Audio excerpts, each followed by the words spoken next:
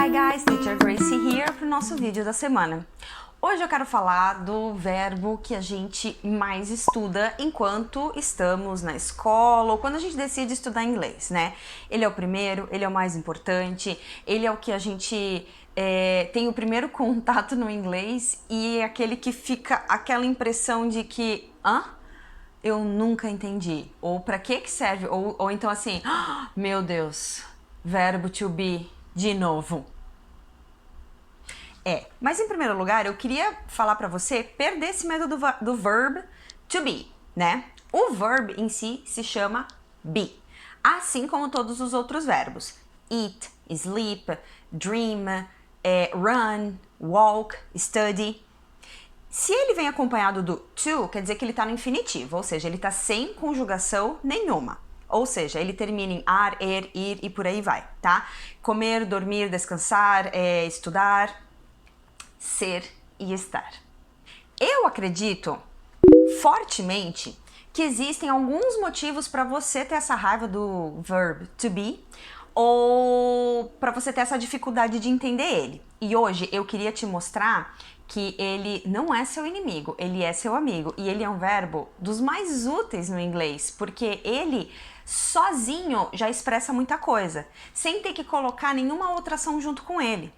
Ele é muito importante porque ele é base para algumas conjugações verbais. E como eu sempre digo, conjugação verbal é mensagem passada. Às vezes eu tô pensando em alguma coisa e preciso expressar. Tô no meio de uma conversa, tô no meio de uma ação, enfim, e eu preciso expressar isso, eu quero falar isso, né? E o verb to be, ele é base para que eu consiga expressar coisas que estão acontecendo, movimentos que estão sendo reproduzidos agora, etc e tal. Falando de tempos verbais, é claro. Mas enfim, antes mesmo de você estudar o verb to be em tempos verbais, eu gostaria de que você aprendesse os significados do to be. Quem é ele? O que come? O que faz? Quando que usa? Vamos ver? Começando a minha explicação com Shakespeare. Porque é o seguinte, né? Eu não podia chamar ninguém menos do que Shakespeare para te ajudar a entender o verb to be. Afinal, acho que os dois têm uma grande importância aí para a humanidade. Brincadeira. Sabe aquela frase assim, ser ou não ser, eis a questão? Bom, esse é o to be. Gente, o verb to be, ele tem dois significados e eles são muito distintos. Aí o que acontece? Nós, português speakers, temos a mania de cortar o nosso caminho, de facilitar o nosso caminho e a gente fica sempre pensando somente em um dos significados. Mas você tem que lembrar que o verb to be significa ser ou estar. E plus, quando ele está conjugado, ou seja, quando ele entra com algum sujeito na frase, sujeitos são o quê? São as pessoas que vão começar a sua frase no caso de uma frase positiva. Vamos lá? Eu, você, né? I, you, he, she, it e por aí vai. Sabe essas pessoas? A gente chama elas de sujeito, porque elas estão começando uma frase. Dependendo da pessoa, eu vou ter que trocar o meu to be, eu vou ter que conjugar. E não tenha medo de fazer isso, porque você já faz isso em português. Quer ver? Por exemplo, se eu vou usar o verbo to be no seu formato ser, eu falo o verbo no infinitivo ser, que é igual a to be. Viu só? Agora, se eu falo eu sou em português, no inglês eu preciso falar I am. Eu sou, tá? Se eu for falar da segunda pessoa, você, you, o meu verbo to be, ele vai sofrer uma alteração, tanto no inglês quanto no português. Então, o verbo que era ser, passou a ser sou, e agora vai ser é. Você é. You are. He, she ou it. Eles são a mesma pessoa, eles são a terceira pessoa, ou seja, não sou eu, não é você, é uma terceira pessoa, certo? Só que eu preciso saber se é homem, mulher, coisa, enfim. Então, eu preciso escolher. Eu vou escolher he, porque eu sempre uso JP nos meus exemplos. Um dia ele vai crescer e ele vai me matar de estar fazendo isso. Mas enfim, ele vai acabar com a minha carreira de teacher. Ou não, né? Ou ele já vai ser super famoso. Então, eu vou usar he, porque eu tô falando do JP, tá? He is. Se eu fosse falar isso em português, eu falaria assim, ele é. Viu só? Aí a sua cabeça começa a confundir, porque no português, eu sou, você é, ele é. No inglês, I am, you are, he is, she is, it is. Para todas as outras pessoas, eu vou usar are, quando elas estão no plural. Então, you no plural, vocês são, you are. Nós somos. We, eu, você, ele, are. We are. They, eles. Elas, they are. Eles, elas são. Então assim, olha como é que ficaram as duas listas. Vou dar um tempinho para você analisar. E olha aqui e compare, né? Tipo assim, você também tem que conjugar esse verbo no português, assim como no inglês. Então assim, é uma questão de você partir pro raciocínio. Quanto mais rápido você treinar isso no inglês, quanto mais você usar isso no inglês, mais rápido vai ficar para você fazer essa troca. Fazer esse raciocínio rápido na sua cabeça, do tipo, I am, eu sou, tá? He, she, it, is, ou he, she, it, é. Opa! Opa! Enfim, você vai começar a ficar muito mais bilíngue. Quanto mais você praticar, tá? Para falar de prática, eu já tenho um vídeo sobre isso, é o vídeo dos 4 passos, vou colocar eles aqui, ó, nos cards para vocês. Para você ver como é que você pode, então, começar a praticar, introduzir todas essas coisas que eu ensino e que você aprende em qualquer lugar na sua vida, tá? Mas, primeiro, então, se você tá gostando desse vídeo, se você gosta das minhas dicas, eu vou pedir para você me ajudar. Se inscreve no canal, dá um like, dá um joinha aqui para dizer que você gostou. Se tiver com dúvidas ou quiser falar qualquer coisa sobre qualquer assunto, escreve aqui nos comentários, tá? Para as dúvidas, se você quiser que eu te atenda, que eu fale especialmente com você, usa essa hashtag #ExplicaTeacherGrace, tá? Que a Teacher Grace vai te explicar com todo amor e carinho, tá bom? Mas agora, então, continuando o nosso papo de to be. Nessa primeira parte do vídeo, eu te expliquei que o verbo to be, ele pode ser usado para falar eu sou. Eu tô pegando o verbo to be e tô colocando ele no português e no inglês para você fazer essa comparação, tá? Antes de eu terminar esse assunto e ir para o outro significado do verbo to be, vamos aplicar o verbo ser na nossa vida? Vamos usar o verbo ser e vamos ver para que ele serve e como é que eu posso, então, começar a fazer essas substituições dentro do meu dia a dia. E aí eu vou começar a falar muito mais esse verbo to be, conjugado, bem certinho, e não vou esquecer nunca mais, tá? Então, assim, prestem atenção. Se eu tô falando do verbo ser, e as conjugações em português são eu sou, você é, ele ou ela ou nananana é, eles são, nós somos. Para que eu uso isso no português? Bom, eu uso para dar características. Tantam. Então eu vou pegar adjetivos, né? Existem listas e listas e listas de adjetivos que você pode usar para te ajudar. Eu vou colocar algumas aqui na descrição desse vídeo, algumas listas de adjetivos que são pictures com adjetivos e vai ficar bem fácil de você reconhecer sobre o que eu tô falando. Mas, por exemplo, o que são adjetivos? São todas as qualidades, sejam elas boas ou ruins, que eu uso para descrever algo ou alguém.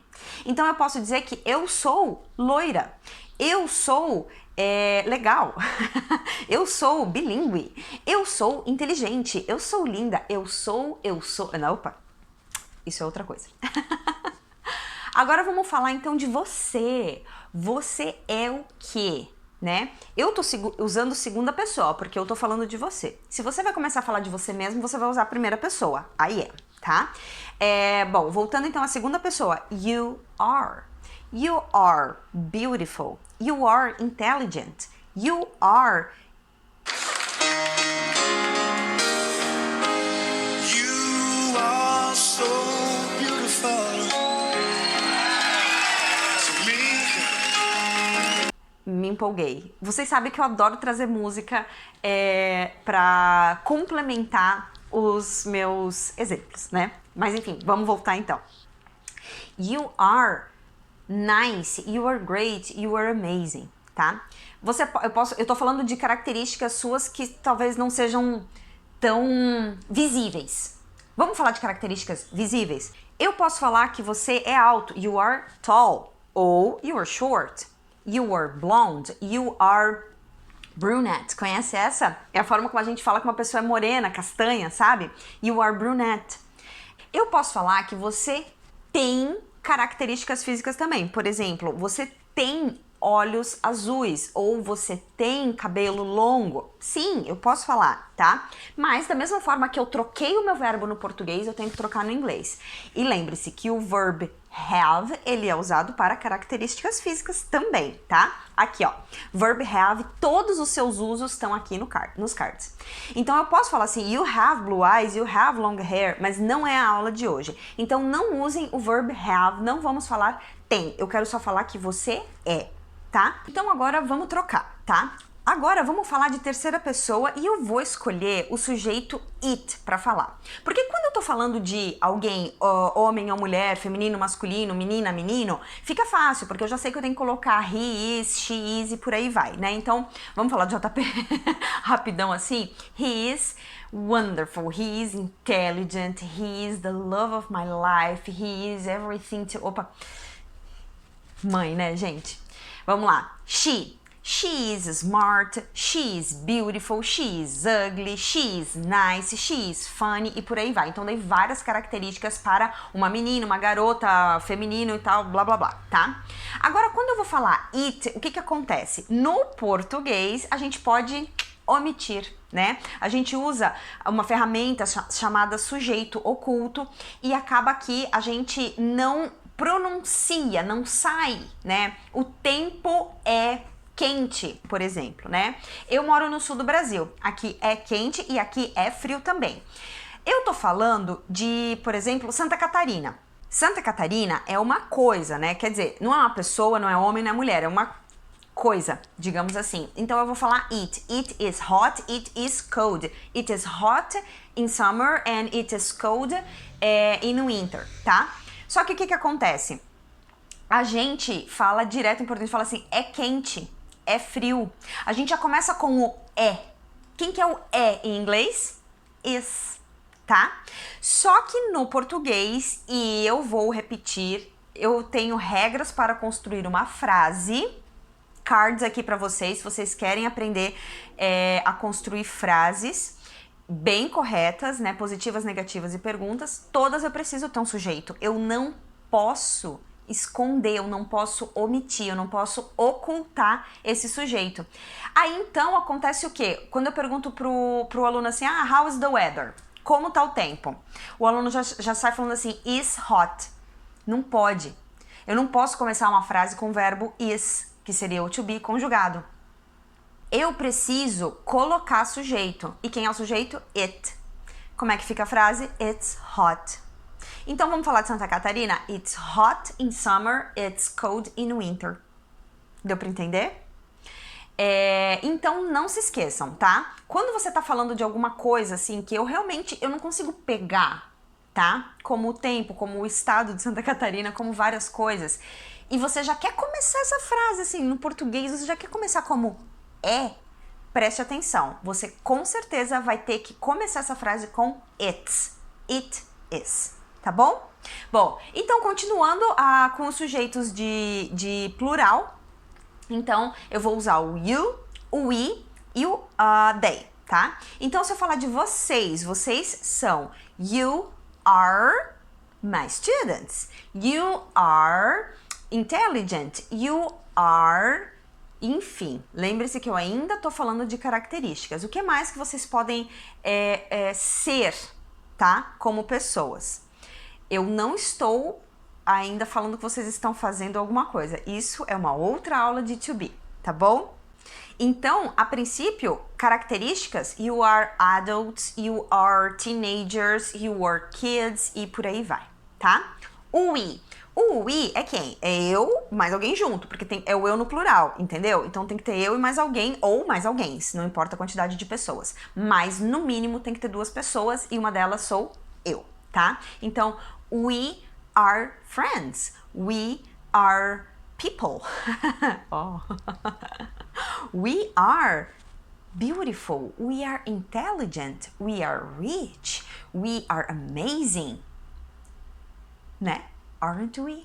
Não somos? tá? E por último, they, que são eles. Eu não tô inclusa, você também não tá incluso, né? I am not, you are not. They, ok? Então, they are beautiful. Vamos falar das pessoas que vivem na Dinamarca. They are blonde, they are beautiful, they are happy, they are rich.